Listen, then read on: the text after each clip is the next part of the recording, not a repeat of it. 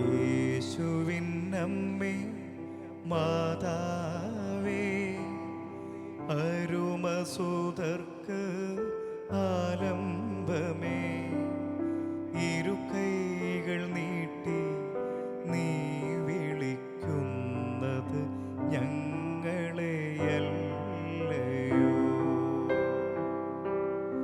ഇരുകൈകൾ നീട്ടി നീ വിളിക്കുന്നത് ഞങ്ങളെയല്ലയോ?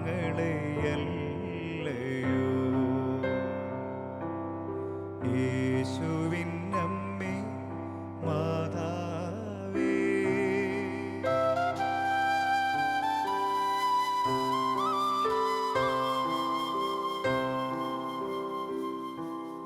പന്ത്രണ്ടു നക്ഷത്രമുടിയുള്ളോരമ്മേ, പാദാരവിന്ദത്തിൽ ചന്ദ്രൻ.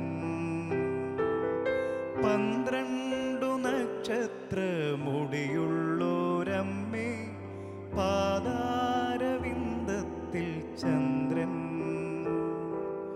സൂര്യവസ്ത്രം നീ അണിഞ്ഞിരിക്കുന്നു, സൂര്യനേക്കാളും നീ തേജസ്വിനി. സൂര്യവസ്ത്രം നീ അണിഞ്ഞിരിക്കുന്നു, സൂര്യനേക്കാളും നീ തേജസ്വിനി. യേശുവിനമ്മേ മാതാവേ.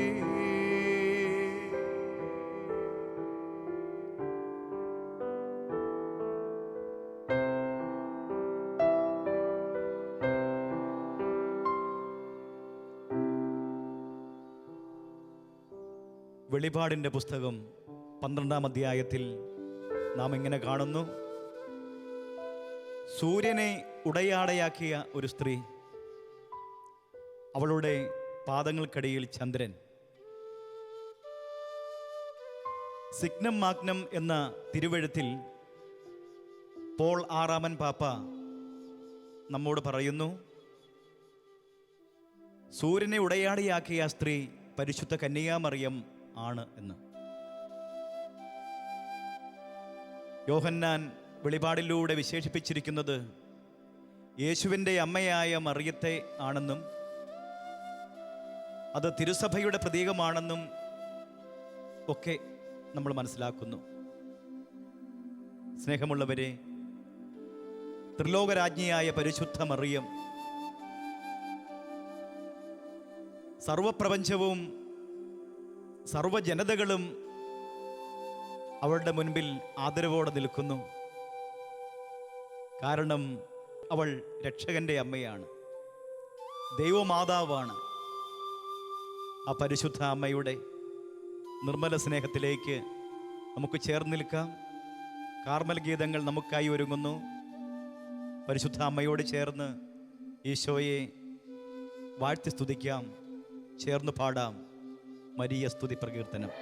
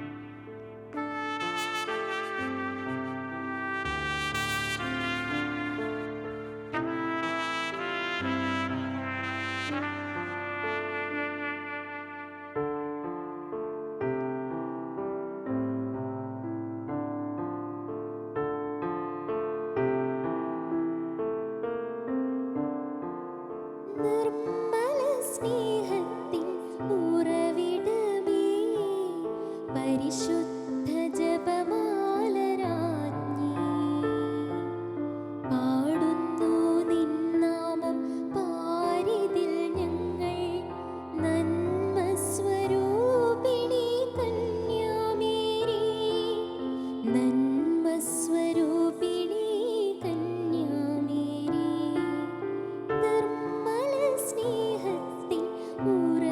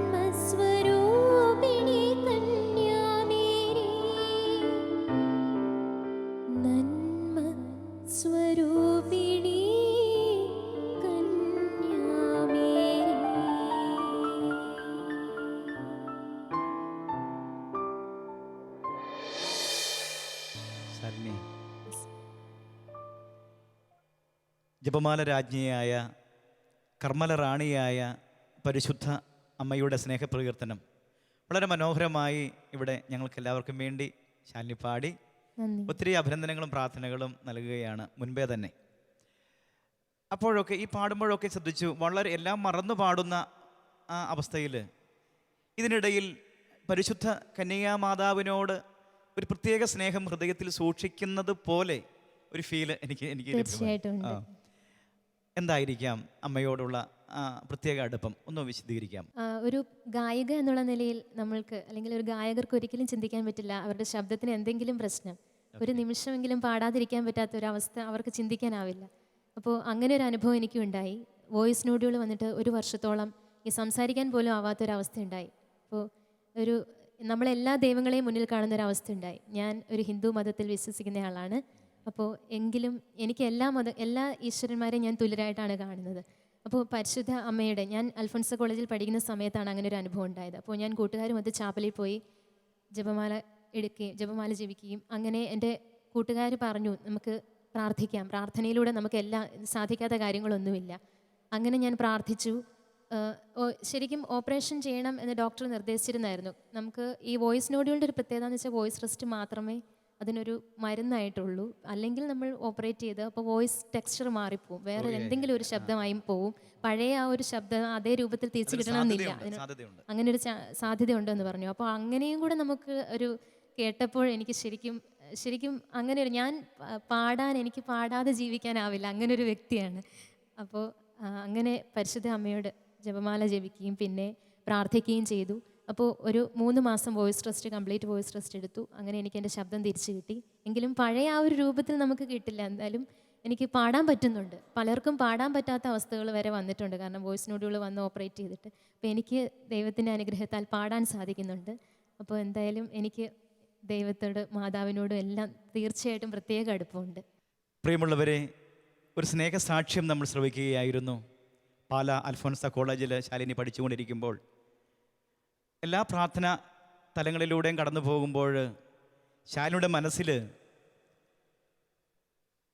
ചാപ്പലിൽ പോയി പരിശുദ്ധ കന്യകാമാതാവിനോട് പ്രാർത്ഥിക്കുന്ന ഒരു ഹൃദയ അടുപ്പം, തൻ്റെ കണ്ടനാളത്തിലെ അപസ്വരം ഉണർന്നപ്പോൾ അവിടെ പോയി പ്രാർത്ഥിച്ചു. വളരെ പോസിറ്റീവായി, അതായത് പിന്നീട് നന്നായി പാടത്തക്ക രീതിയിലേക്കുള്ള ഒരു മാറ്റം പരിശുദ്ധ അമ്മ വഴി നല്ല ദൈവം നൽകിയെന്ന് സാക്ഷ്യപ്പെടുത്തുമ്പോൾ സംഗീതം മാത്രമല്ല, ജീവിത വഴിത്താരുകളിലെ ഏതു മേഖലകളിലും നമുക്കറിയാം, എല്ലാ ഊഷരതകളിലും ഏതൊക്കെ അവസ്ഥയിൽ മനുഷ്യൻ തളർന്നു പോകുന്നു, അവിടെയൊക്കെ സാന്ത്വനം പകരുവാൻ, ബലം പകരുവാൻ പരിശുദ്ധ കന്യാമാതാവ് കൂടെ നിൽക്കും എന്നുള്ള ഒരു സാക്ഷ്യം കൂടിയല്ലേ ഇത്? തീർച്ചയായും നമുക്ക് അത് ഉൾക്കൊള്ളാം. ശാലിനി പ്രാർത്ഥനകൾ നൽകുന്നു. വീണ്ടും നമുക്ക് അടുത്ത ഗാനത്തിലേക്ക് പ്രവേശിക്കാം. ഒരു ഗാനം കൂടി പാടി നമുക്ക് പ്രേക്ഷകരുടെ ഹൃദയങ്ങളിലേക്ക് പരിശുദ്ധ മാതൃസ്നേഹം പകർന്നു കൊടുക്കാം.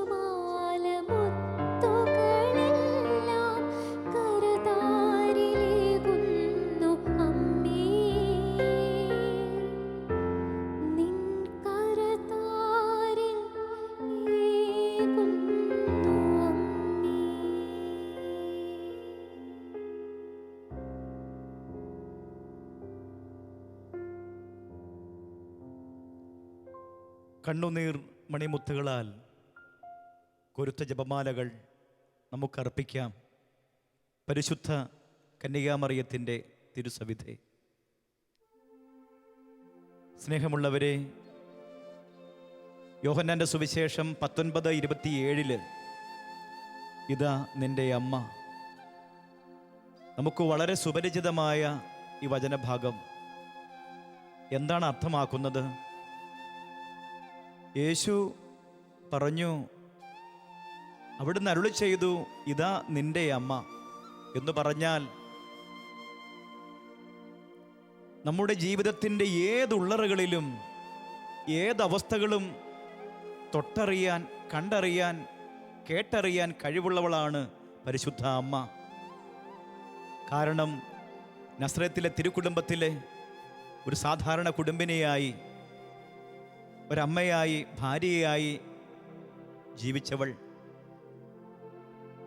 സാധാരണ മനുഷ്യരുടെ സാധാരണ ജീവിതങ്ങളുടെ വഴിത്താരകൾ വളരെ വ്യക്തമായി അവളുടെ ഹൃദയത്തിൽ സ്പന്ദനം ചെയ്തിരുന്നു. അതുകൊണ്ട് തന്നെ സാധാരണ ജീവിതങ്ങളുടെ ഏതവസ്ഥയും പെട്ടെന്ന് അറിയുന്നവളാണ് അമ്മ. അതുകൊണ്ട് കൂടിയാ ഈശോ പറഞ്ഞത്, ഈ അമ്മയെ നീ എടുത്തു, നീ കൊണ്ടുപോയിക്കോ, ഈ അമ്മ നിനക്ക് എന്നും തുണയായിരിക്കും. നമുക്ക് സ്വീകരിക്കാം അമ്മയെ. എന്നും അമ്മ വഴികാട്ടും. ഈ കാർമൽ ഗീതങ്ങളിലൂടെ വീണ്ടും വീണ്ടും വീണ്ടും പറഞ്ഞു പോകുന്ന ഇത് തന്നെയാണ്, അമ്മ എപ്പോഴും കൂടെയുണ്ട്. അമ്മ ഒരിക്കലും നമ്മളെ കൈവിട്ട് കളയുകയില്ല. അപേക്ഷിച്ചാൽ ഒരിക്കലും ഉപേക്ഷിക്കാത്ത ഈ നല്ല അമ്മയെ ഹൃദയത്തിൻ്റെ ഭാഷയിൽ സ്നേഹപ്രകീർത്തനങ്ങൾ പാടി നമുക്ക് വണങ്ങാം, നമുക്ക് പ്രാർത്ഥിക്കാം. ഈശോയെ, അവിടുത്തെ അനന്ത കാരുണ്യത്തിന് നന്ദി പറയുന്നു.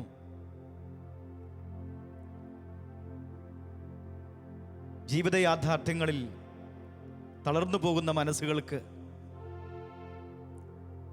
വിങ്ങിപ്പൊട്ടുന്ന ഹൃദയങ്ങൾക്ക് എന്നും സാന്ത്വനമാണ് ഈ നല്ല അമ്മ. ഞങ്ങൾ അറിയുന്നു കർത്താവേ, നിന്റെ കുരിശിൻ്റെ വഴിത്താരകളിൽ നിശബ്ദമായി ബലം പകർന്ന് അമ്മ കൂടെ നിന്നല്ലോ. അമ്മേ, പരിശുദ്ധ കന്യകാമറിയമേ, കർമ്മലനാഥേ, ജപമാല രാജ്ഞി, അമ്മ ഞങ്ങൾക്ക് എന്നും തുണയാണ്.